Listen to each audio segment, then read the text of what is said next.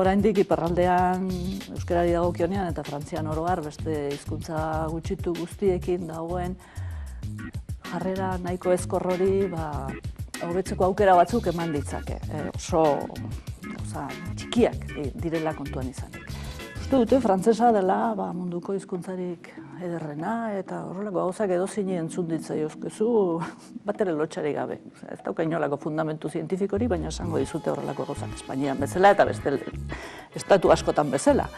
Eta gero, nik irakaskuntza alorra ezagutzen dut apur bat gehiago, eta hor, oraindik errezelo izugarriak dituzte, nolabait elebidun edo elean hitz izate hori hobeikuntza dela onartzeko. Euskara hizkuntza nagusia duten ereduetan euskarazko garapena eta frantsesezkoa ere aztertzen ari gara eta konparatuz, frantsesa besterik ikasten ez duten erekin eta ziur gaude, orain arteko datuak hori erakusten digute, frantsesa biek berdin ikasten dutela. Baina hori frantsesei ulertezina egiten zaie, onartezina egiten zaie. Iparraldean, euskaldunen artean, hori ja badaramatzate urte batzuk ikusten, eskolak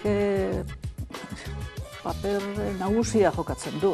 Gure gizartean, oraindik etxetik euskaldun, eguneko, orain, ez dakit eguneko 30, 35, hortikan ibiliko gara, gainerakoak eta ikaslegoaren eguneko ia 80 D ereduan edo B ereduan, baina D ereduan ere 70 edo dabilenean, horiek guztiak euskara ikasteko duten aukera ia bakarra eskola da.